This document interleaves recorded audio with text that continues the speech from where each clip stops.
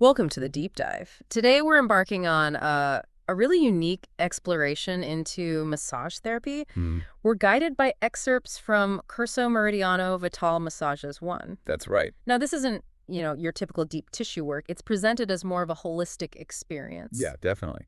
It's designed for profound well-being and maybe even facilitating some healing from within. Exactly. So we get to delve into the core philosophy, the specific techniques of this vital meridian massage as it translates. And it really looks at touch in a deeply meaningful way. So our mission today is to really get to the heart of this method, wouldn't you say? I think so, yeah. Understanding how it aims to create maybe a brand new sense of your own body. Right, and how it uses these gentle techniques to unlock deep relaxation. Hmm. And maybe most interestingly, how it intends to support this conscious shift in your overall state of being. Using touch as a kind of profound communication, really, to nurture well-being. Okay, so let's start with the author's core intention. They talk about generating a fresh awareness right from the first session. Yeah, that's a big goal. And this idea that the therapist needs to bring their full presence and care, their heart, as the text says. It's beautifully put. And how they define massage itself is interesting, too. Not just physical manipulation. No, it's framed as a sensory challenge, designed both to heal and bring enjoyment. Through subtle, gentle, and deeply respectful movements. Engaging the senses in a way that promotes well-being on, multiple levels. Absolutely. And it's presented as this rich dialogue through the skin. Mm-hmm. Uniquely tailored to the individual, the body being. The main aim seems to be awakening sensitivity, not just physically, but psychically, Oh. more intuitively. Yeah, that's the idea, rekindling that sense of pleasure and connection within ourselves. Which, as the author points out, can get pretty dulled by daily stress, can it? Totally. And this goes beyond just feeling good right then and there. Okay. The deeper goal is restoring a natural flow of healing energies.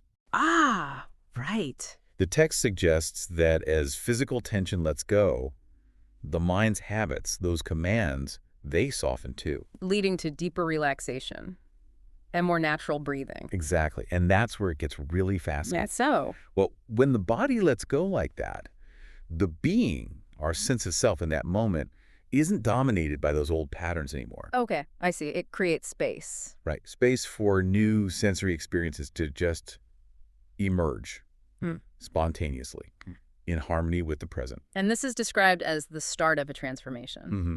A shift from the less conscious state, the Sarah star, which is like a general state of being. yeah, towards being truly conscious and ultimately free. So through deep relaxation, we move towards greater awareness, liberation even. Wow, that's quite profound. It is. But there's a practical side too. Okay. It integrates various therapeutic tools, and there aren't many limitations apparently.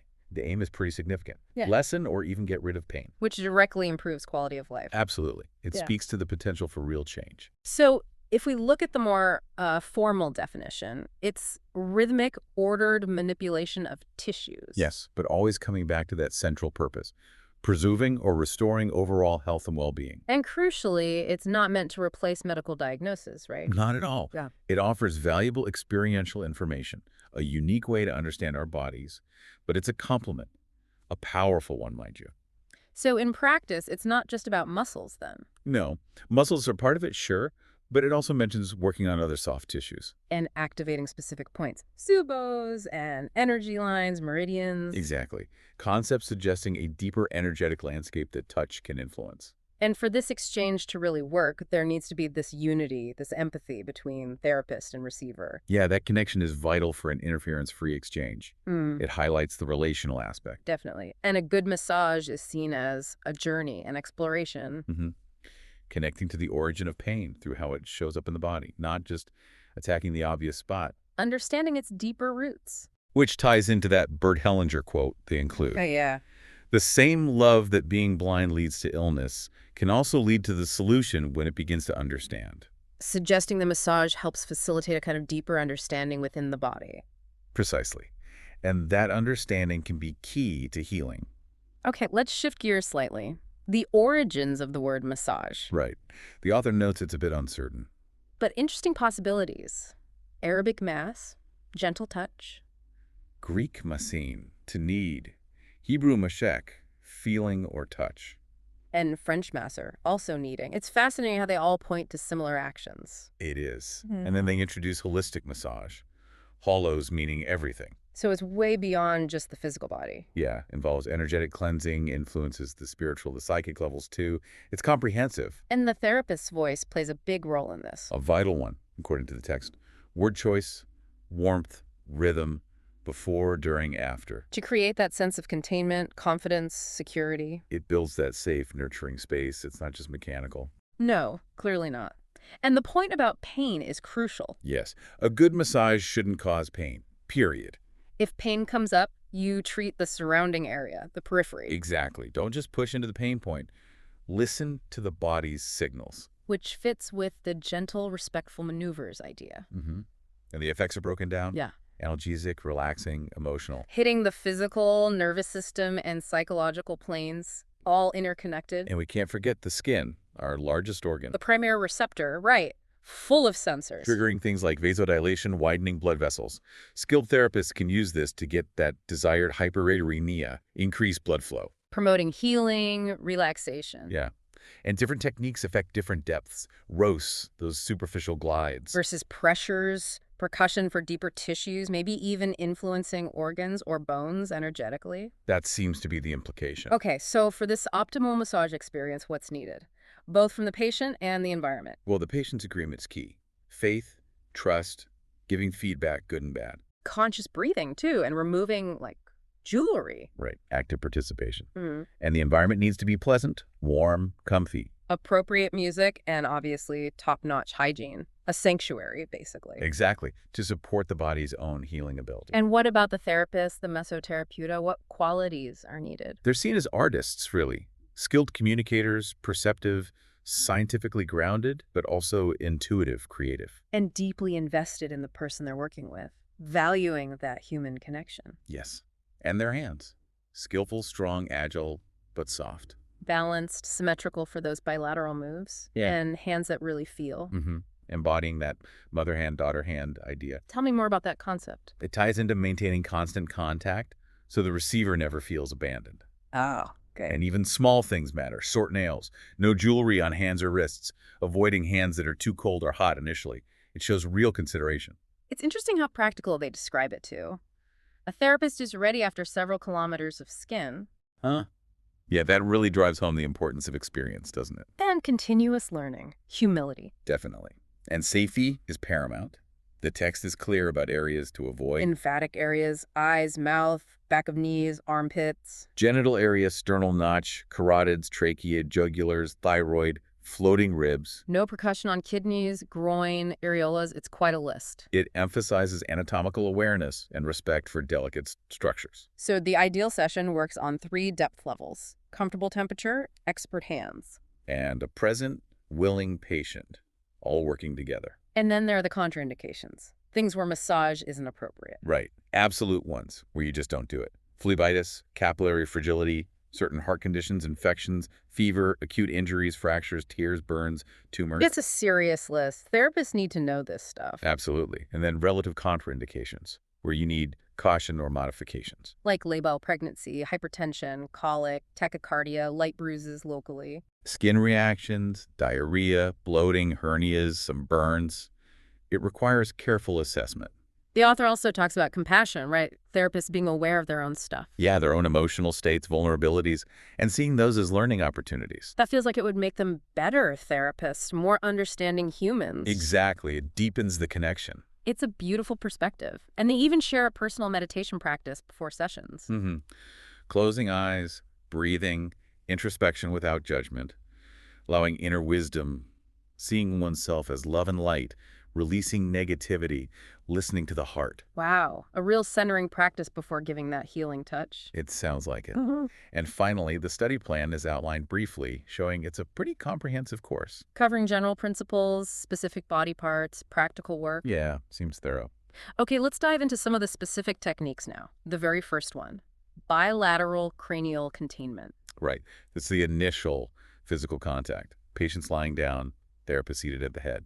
Gently place hands around the ears, fingers slightly open, palms and thumbs contacting the head. Thumbs angled towards the opposite eye. Yeah, about 45 degrees. Then you hold still for 3 conscious breaths, a shared quiet moment. And then, on the exhale, you slide your hands towards your own chest, synchronized. Maintaining contact. The text mentions a possible subtle crepitation sound, like hair rustling, that the receiver might notice. Interesting detail. And the release is gradual. Thumbs and palms first, then fingertips drawing the hair gently. Exactly, almost imperceptible at the end. And there's that quote about the language of hands. Not of today, it is of the past. Has no substitute. Powerful. It really sets the tone. Okay, second technique.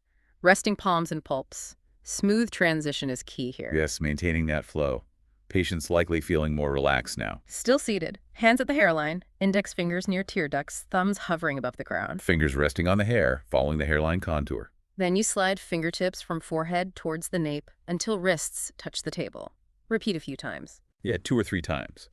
The idea is to evoke this ancestral embrace feeling, like warm water flowing over the head. Deep security. And the therapist needs to stay relaxed in their own wrists and fingers. Crucial point. Tension travels easily, causes strain. Therapist well-being matters. Makes sense. Third maneuver. Frontal sweep with index and middle fingers. First, direct face contact. Assuming consent from the initial consult. Still seated. Alternating index and middle fingers along the forehead muscle, the frontalis. Right, from the eyebrow arch up towards the scalp tissue, the galea ponderotica. This is the first alternating bilateral one, 3 diagonal lines across the forehead. Yeah, medial to outward. And the mother hand rests on the opposite side for balance. 3 passes each side. Fourth technique. Kneading the ear pavilion. Love the switch and lamp analogy for reflex zones. It highlights how ancient these reflex practices are, predating modern disciplines. And the holistic idea, don't skip zones, every part matters for the whole. Exactly. So, still seated at the head, hands on either side. Support forearms if needed. Kneading starts near the temples, down to the lobe or tragus. Thumb on one side, index middle finger on the other, rubbing the edge, then reverse finger positions halfway. Yes. Bilateral, but alternating. And the mother hand keeps providing that quiet grounding. Got it. Fifth maneuver. Spreading the cephalooauricular groove. A subtle transition. Yeah, more of a gentle release than purely muscular, preparing for a potential side change later. Performed seated. One active daughter hand, index finger leading, spreads the groove behind the ear. While the passive mother hand provides stillness on the opposite side, it's a light, flowing stroke, effleurage. Okay. Sixth. Simultaneous contact fontanelle ajna. This sounds deeply symbolic. It is. Not meant for a physical effect, more about acknowledging the third eye, ajna, and the crown chakra, anterior fontanelle. Ancient concepts. Ajna as the perception center, gateway to the esoteric. And the fontanelle representing that primal aspect, cranial suture closing. So the touch bridges these apparent opposites. Like Lao Tzu's, what we look at and do not see is the simple. Exactly. Recognizing the value and complementarity of opposites. The aim is a sense of purity, setting the stage for healing. Beautiful. Seventh maneuver. Alternating touches on sphenoid, that wedge-shaped bone deep inside. Yeah, housing the pituitary gland and the sella turcica, borders behind the temples. So you gently rock this bone, alternately pulsing the temple. Gently, yes. Firm but gentle pressure. Since it's one bone, the other side moves subtly. The other hand registers it, about 6 pulses. And this unusual sensation focuses the receiver's attention, brings them to the here and now. That's the idea. A playful tool for present moment awareness. Eighth, glide along nasolabial fold, the smile line, from nostrils towards lip corners. Still seated. Yeah. Using index, middle, ring fingers, index maybe leading slightly. Gliding smoothly. Base of thumb, pinky act as pivots, palm floats. Right. Pleasant sensation helps relax the rest of the face gradually. Ninth, insinuation towards chin and massage on masseters. Insinuation is the path from the fold towards the chin, then to the jaw muscles. Yes, the masseters for chewing. Synchronous, bilateral. Thenar pivots again. Index middle fingers trace tiny spirals on the masseters. Continuous, almost imperceptible spirals. Generally very pleasant. 10th, massage on face over gums. Even the jawbones are receptive. Apparently so. Moving along the external gum surfaces, midline outwards. Light, spiraling, gentle touch. Upper jaw starts below the nose spine, ends at the back. Lower jaw starts mid-chin, moves out to the masseter line. Correct. Therapists can choose where to start, which fingers. Again, attending to often ignored areas. 11th, palpation of cervicals. Extreme gentleness needed here, vital nerve area. Definitely. Mother hand supports the head base. Other hand's index middle fingers start between C7 and T1. That hand supports while the mother hand mirrors on the other side. Slow descent, C7 down to C1. Refining tactile perception in this tense area. Slow and mindful. 12. Come. Playful name. Patient's position is ideal now. Cradle the occiput with palms. Index middle fingers base at C7 top. Create a bilateral wave following the neck curve, like an invitation. Yeah. Releases intervertebral tension. Relaxes surrounding muscles, even the larynx, helping breathing. 13th, suboccipital rest. Inspired by Felix Huchard, RPG creator. So the text says, offer cupped palms under the head, link middle fingertips at the skull base. Looks static, but allows subtle circles, lifts, even traction to elongate. Yes. A moment for stillness, too. Remind patient to breathe to the heart. Maybe visualize a grateful smile. Quiet moments before moving and before releasing, then slow outward slide of hands, elbows open. Very gentle. 14th, strumming on cervical paravertebrals, pampering the muscles alongside the spine. Mother hand supports the face. Other hand rests palm ring pinky on neck. Index middle fingers contact paravertebrals. While the thumb gives a containing massage on scalenus platysma at side front of neck. Exactly. Neck holds so much tension. Sensitive, needs precise, gentle work, houses vital vessels, nerves, allows movement. Emphasizes anatomical knowledge again. Absolutely crucial for efficiency. 15th, tilting and kneading of SCM, sternocleidomastoid, sternum clavicle mastoid process, occiput origins insertions. Right. Functions, neck flexion, side tilt, opposite rotation, helps breathing. Therapist seated, forearms supported. Intention is warm, subtle touch. Cephalocaudal movement, head to tail, using index middle finger pulps mainly. As the daughter hand, other hand rests palm fully on the crown chakra area, fingers relaxed, calm connection. 16th, point pressure suboccipital, complements the SCM work. Continues that pleasant feeling. Mother hand, cradles upper head. Daughter hand, dome-shaped off-scalp, index finger applies pressure, supported by others. Brief pressure, where SCM meets occipital border, ending with a tiny medial shift towards paravertebrals. Subtle, but often deeply relaxing. 17th, scalp circles over temporal, bringing presence through touch again, mutual giving-receiving. Movements deeply felt by receiver, subtle externally. Symbolic guides like infinity, heart are mentioned. But not prescriptive, just sparks for inner wisdom. Exactly. Focus is contact, human connection, minimizing mental interference, letting intuition guide. 18th, high trapezius discharge, preparatory for the next two. Yes. Place both palms fully on medial trapezius, thumbs involved, other fingers open off contact. Gentle cephalocaudal pressure, slight rocking.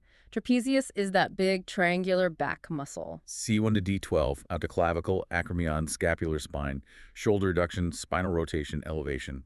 Big muscle. 19th, trapezius sweep with open fist. Penultimate seated move, right after the discharge. Hand near face supports head laterally. Other hand under trap, palm up.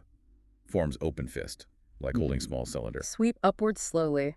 Opposite hand combs scalp temples to nape simultaneously. Right. Opposing movement aims to confuse the mind, embrace the sensory. 20th, curved putter. Back to the SCM muscle. Starts at SCM origin, ends with curved spreading over the whole muscle. Gentle, precise untato spread. Increased pressure under occipital border when changing direction. Single, slow, focused movement. Yes. Use index middle knee ring for straight part, mainly index after mastoid for increased pressure curve. 21st, gentle and slow toweling, alternating hands, final seated move, contains all previous dedication. Aims for maximum precision, presence, prelude to changing position moving to feet. Palms start two-handed toweling on head neck, alternating about 6 moves per hand, loving closure. Signals the shift to feet. And moving to catacranial, tail to head, approach mostly now. Okay, onto the feet. 22nd, kneading of heels, back to seated at foot of table. Mother hand supports opposite metatarsal area, big toe side. Daughter hand needs the heel with analogous fingers. Patient's tension likely gone by now, touch quality still key, subtlety, perception, reverence. Always. Each area unique. 23rd, sweeping of edges, still seated, apply oil cream now. For smooth gliding, yes. Mother hand lifts supports opposite heel. Daughter hand sweeps thumb from heel base to fifth metatarsal base. Covers the whole outer edge, mirroring the arch, linked to spinal reflexes. That's the idea. Creates a feeling of opening, expansion, prepares the foot. 24th, spiral mobilization of metatarsals. Forearms supported, both hands can be daughter hands. Simultaneously or alternating, Can start first to fifth metatarsal or vice versa. Intention is pampering this flexion support area. Continuous spirals, slight pressure displacing tissue, thumbs stationary. Repeat symmetrically on other foot. Balance principle. Better receptivity second time due to anticipation. 25th. Friction of pulps. Same position. Kneading the fleshy tips of all 10 toes. Yes, the pulps. Usually extremely pleasant. Often see relaxation deepen in the face head. 26th. Sweep of metatarsals. Focus on the 5 long bones linking toes to tarsus. Seated, forearms supported. Mother hand holds foot edge, other hand sweeps. Start first metatarsal, big toe. Massage proximal to distal, arch to toe with thumb. Yeah. Other fingers rest on instep. Yes. Then do the other 4. Might switch hands for fourth, the 5th toe reach. Suggests 7 sweeps per metatarsal. Foot massage, generally well received, good for plantar fasciitis, but always respect preferences. Absolutely. Offer to exclude areas. Consider reflexology if they like and eat foot focus. Author dislikes causing pain. Gentle approach. Reminder that even those liking strong massage don't need pain, and those who don't smile often need touch most. Wise words. 27th. Open fist over arch. Highly pleasurable, apparently. Seated. Outer hand holds foot from instep, forearms supported. Other hand forms open fist. Start at arch base, move towards metatarsals. Full but non-irritating pressure. Check with receiver. Always check pressure. For plantar fasciitis, gentle treatment stretching better than excessive pressure. Author's aim: spark inner wisdom, not just teach. Unlock creativity. Facilitate realization. 28th. Alternating sleeves. Still seated, 1 foot aligned with chest center ideally.